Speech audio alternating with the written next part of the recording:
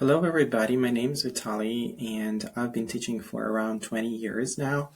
This lesson is for students of B2 C1 level and I welcome you to join me here. Today we're talking about the topic of, we're going to learn the expressions for managing conflict and communication. And I want to start with some of the expressions now. So these are for disagreement and agreement. And the first one is to be at loggerheads. The meaning of to be at loggerheads is to be in a conflict or disagreement.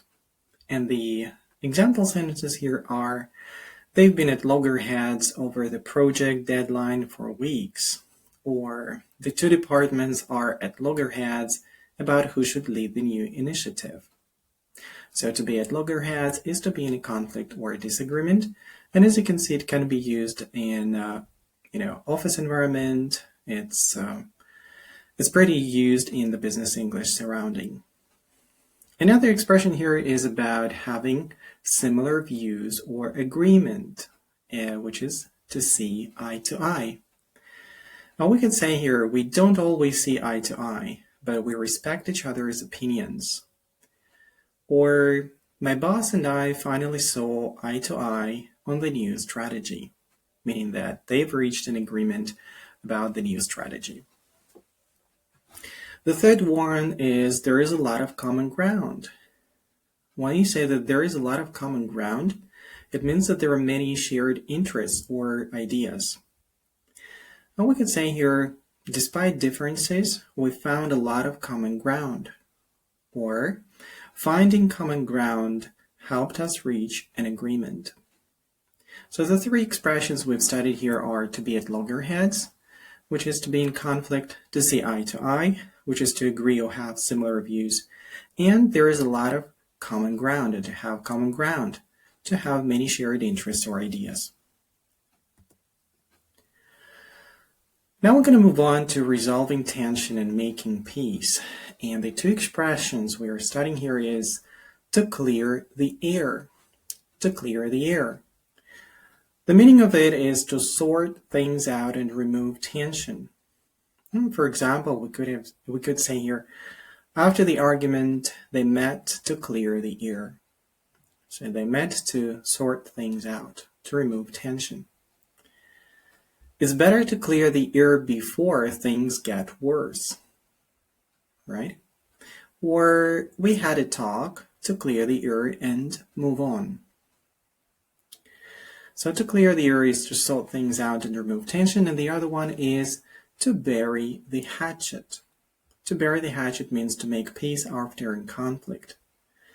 Like, they decided to bury the hatchet and move on. Or, it's time to bury the hatchet and rebuild trust.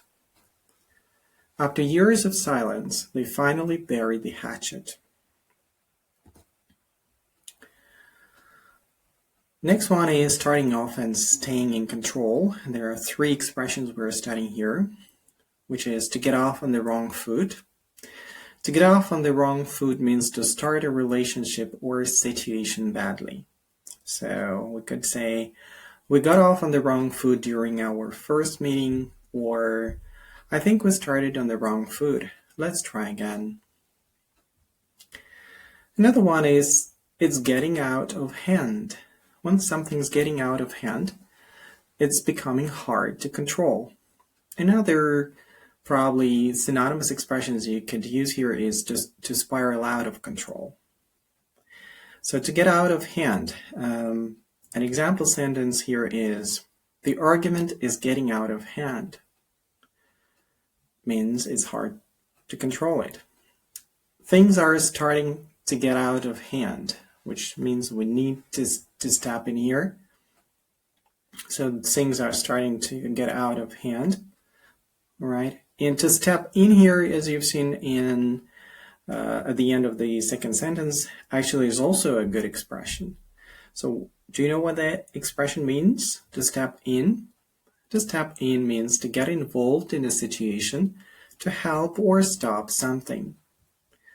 Like, the teacher had to step in to stop the fight. Or, I think it's time for the manager to step in. Did you know these expressions? Good. All right, and there are two of them which are about power struggles and difficult dynamics within the team, for example. And the first one is a battle of wills. When we say that there is a battle of wills, we mean that there is a situation where two people try to control or dominate each other. Well, probably we can be talking about, different departments. For example, the negotiation turned into a battle of wills. Or, it's a battle of wills between the teacher and the students. Or, parenting can sometimes feel like a battle of wills. And the last word actually for today is a saboteur. A saboteur is someone who deliberately damages or ruins something. There must be a saboteur leaking our plans. This is about a person who is working inside the company and tries to ruin or damage the company. And there is an information leakage. Another example, he acted like a saboteur during the project. Or, the company found an internal saboteur responsible for delays. Did you know these expressions? It's good that you're learning, so let's move on to some practice. There are a little bit of more, and then we're going to get down to some practice. Yeah, so there are three more expressions which are about communication and perception. And the first one is to come across. To come across means to make a certain impression or seem a certain way. So, for example, he comes across as confident, but he's actually shy. So he makes an impression. He looks to other people, like a confident person, but actually he's not. I didn't want to come across as rude, meaning the person didn't mean to be rude, but they actually made an impression of being rude. She came across very professional in the interview. Right. Okay, so let's talk about the other one, which is talk this through or talk things through. Talk things through is to discuss something carefully, thoroughly, and the example sentences here might be, let's talk this through before making a decision. Or, we need to talk it through to understand each other. Or, talking things through helped us avoid a mistake. One more here, which is to be coming from, means to understand someone's perspective or background. For example, you're going to say, oh, I see now where you're coming from, but I disagree. Meaning I understand your perspective, I understand your viewpoint, but I have a different one. Another example is try to understand where she's coming from. Or, he didn't mean to offend you. You know where he's coming from. Okay, and there are a little bit more of the expressions here today. So if you feel a bit tired, you can pause the video and just probably look back at some of the expressions that we've studied before, or just go on watching this video and learn some more. And quite soon we're going to get down to practice. So there are two more here which are about sensitive topics and making things worse. The first one is a sore point. A sore point is a topic that causes pain or irritation when mentioned.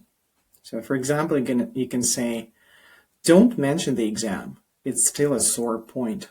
Probably the person has failed the exam and she or he is not willing to talk about it now, right? It's still traumatic experience, so that's a sore point. Another example here, his last job is a sore point for him. Or, the subject of money is a sore point between them. So, a sore point. Another expression here is to add insult to injury. When you say to add insult to injury, it means that you make a bad situation even worse. For example, to add insult to injury, they blamed me for their mistake.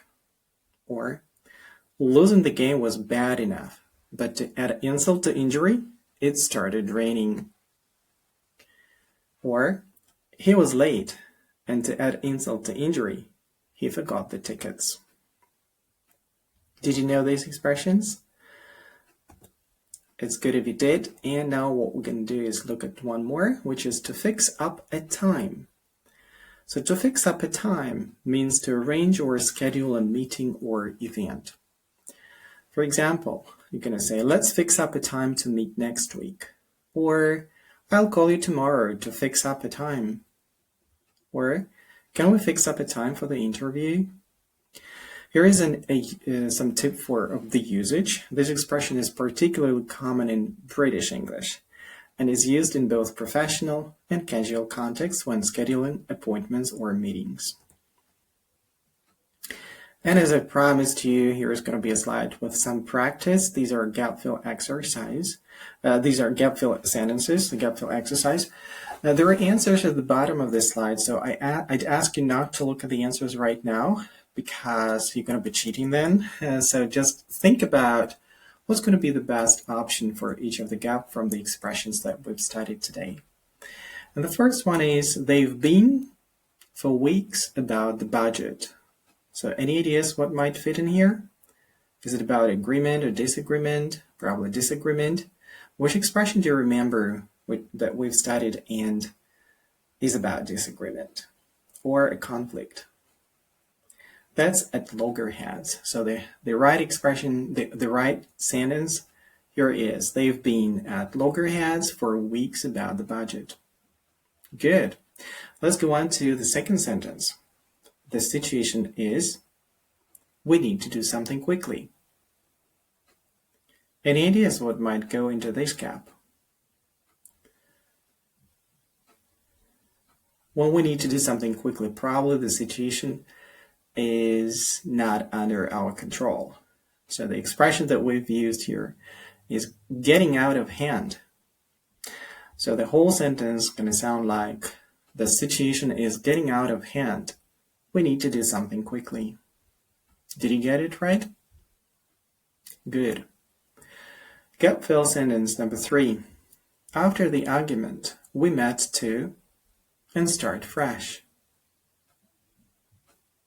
What do you think should be here? What do we want to do after the argument before we start fresh? Let's clear the air. So the whole sentence sounds, after the argument, we met to clear the air and start fresh. Sentence 4. I can see where you are, but I have a different opinion. So which expression do you think we need to use here when we understand somebody's perspective? That's coming from. So the whole sentence is going to sound like, I can see where you're coming from, but I have a different opinion. Did you get it right? Good, let's go on to sentence 5. They finally decided to, after years of not speaking. So what they've decided to do here? They've decided to make peace, right? So what's the expression that we've used here, that we've learned in this presentation? It's about a hatchet, right? So they finally decided to bury the hatchet after years of not speaking. And the last sentence. We don't always, but we respect each other. What's the expression here? We don't always have similar views, or we don't always agree with each other. And the expression we've studied is see eye to eye. So the whole sentence is going to sound like, we don't always see eye to eye, but we respect each other. How did you enjoy this exercise? Did you get all of the answers right? I hope you did, and if you did, you're learning. You know how to use the expressions. And I want to encourage you to use these expressions, some of these expressions actually, in your speaking practice, right? So it's time to use these expressions in conversation. You can talk to yourself, you can record probably yourself giving the answer to these questions, and see how you actually use the expressions and the answers. You're going to discuss the questions with a partner if you have somebody to talk to. or probably reflect on them individually. This is the point. So all you need to do here is try to incorporate at least 3 expressions from today's lesson in your response. So the responses you're going to give should contain these expressions. Right, let me read the questions to you. The first one is about conflict resolution. When was the last time you were at loggerheads with someone? How did you clear the air? Next one is about understanding perspectives. Do you easily see eye to eye with your friends or colleagues? What helps you find common ground with people you disagree with? You can pause the video, give the answers, and then go on. So talking about managing difficult situations now. And the question is, can you describe a situation where things got out of hand? When is it necessary to step in during a disagreement?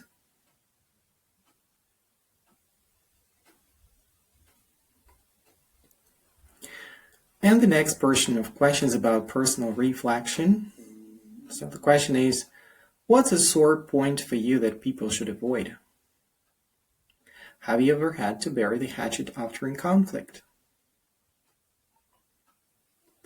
I hope that you've given the answers to these questions, you've practiced using all of the expressions, and I want to thank you for your time, for your attention, and if you've managed to watch this presentation till the end, congratulations, you've done a great job, and see you next time in the other videos.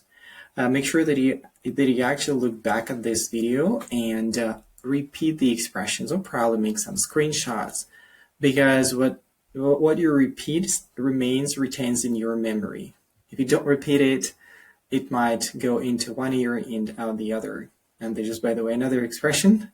I hope you do understand that. So I wish you have a good time. Enjoy your time learning English. Until next time. Bye, everybody.